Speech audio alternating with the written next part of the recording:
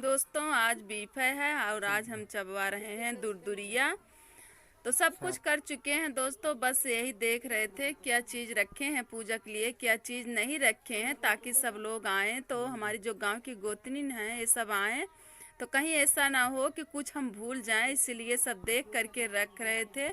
तब तक हमारे गांव की गोतिन लोग आ गई और मैं सबके पैर में रंग लगा रही थी, कलर।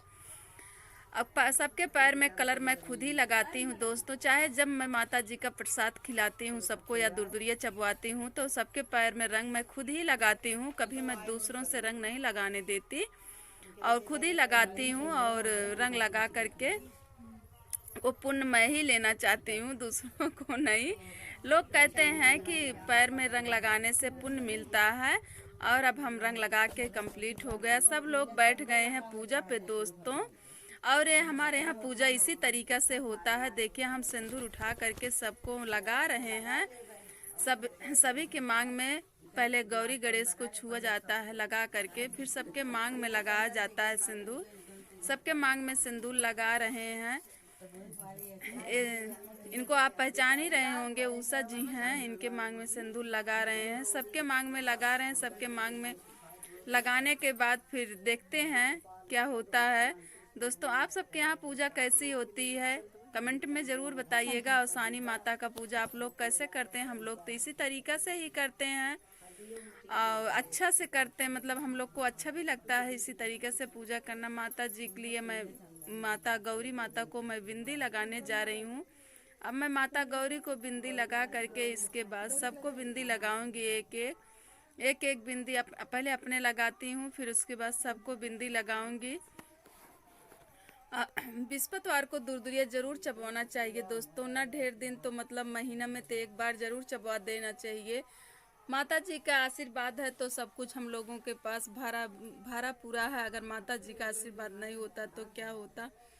तो इसीलिए जो बाटे दुरदुरिया चबवा देना चाहिए दोस्तों, ज़रूर चबवा देना चाहिए माता जी का प्रसाद। हम तो चबवाते हैं माता जी का प्रसाद और आज चबवा ही रहे हैं। बल्कि मौसम बहुत ज़्यादा चढ़ा हुआ था, लग रहा था कि बारिश हो जाएगा। एक बार तो सोचे कि कहीं ऐसा ना हो कि बारिश हो जाए, लेकिन डरे नहीं दोस्तों। हमने कहा माता जी के ऊपर छोड़ते हैं, अगर बारिश हो भी जाएगा तो क्या करेगा, लेकिन अब तो हम दुरदुरिया चबवाएंगे। अब रहा दोस्तों देखिए सभी लोगों के माथे बिंदी भी लग चुकी, सिंदूर भी लग चुका। अब हमारी जो गोतनी हैं सब रिश्ता में सब हमारी जेठानी ही लगती हैं। मैं सबसे छोट देवरानी हूँ सबकी देवरानी, जितनी लोग यहाँ बैठी हैं सबकी मैं देवरानी हूँ। बस यही माता जी से यही मनोकामना है, माता जी हमारा हर मनोकामना है आप पूरा कीजिए। माता जी जो भी इच्छा है उसे पूरा कीजिए और हमारा पूजा स्वीकार कीजिए। और साथ साथ हमारी जो सातों गोतिन बैठी हैं इन लोगों का भी पूजा स्वीकार कीजिए माता जी। और जो मेरा वीडियो देख रहा है उनका भी स्वागत है, उनका भी माता जी आशीर्वाद दीजिए। माता जी इतना आशीर्वाद दीजिए सबको कि सबका झोली भरा रहे।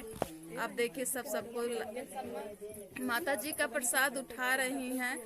भगवान से यही निवेदन है कि ईश्वर से यही प्रार्थना है भगवान से कि सबका आंचल इसी तरह भरा रहे। हम भी तो यही सोचते हैं दोस्तों कि माता जी सबका आंचल इसी तरह से भरे रहे, मांग और आंचल दोनों भरा रहे। मांग भरा रहेगा तो हमारे साजन जी पति जी सलामत रहेंगे, अगर आंचल भरा रहेगा तो मेरा बेटा सलामत रहेगा, बेटी सलामत रहेंगी। तो इसीलिए भगवान से यही प्रार्थना है, भगवान जी मांग और आंचल दोनों भरे ही रखना।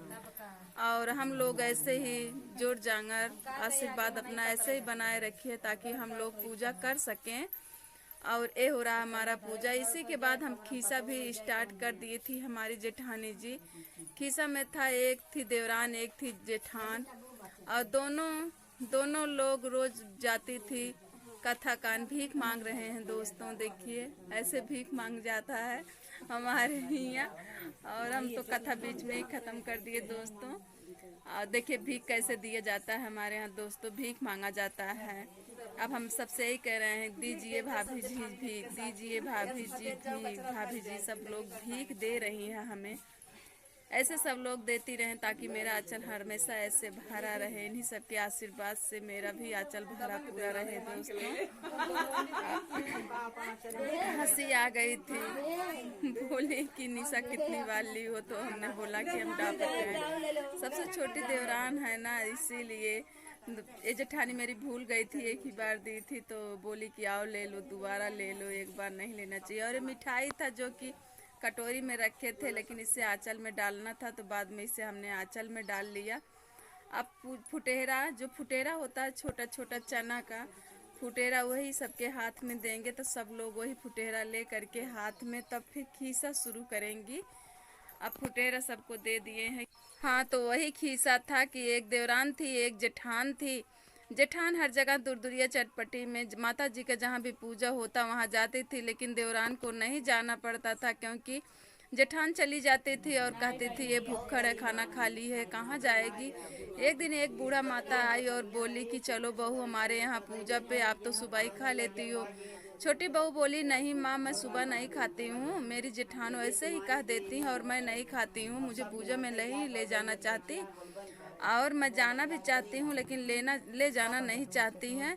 और यही कह करके वो बंद कर देती हैं कि इनको मत ले जाइए पूजा पे, ये भुक्खड़ है, खा चुकी हैं। और यही खीसा माता जी का हमारी जेठानी जी कह रही थी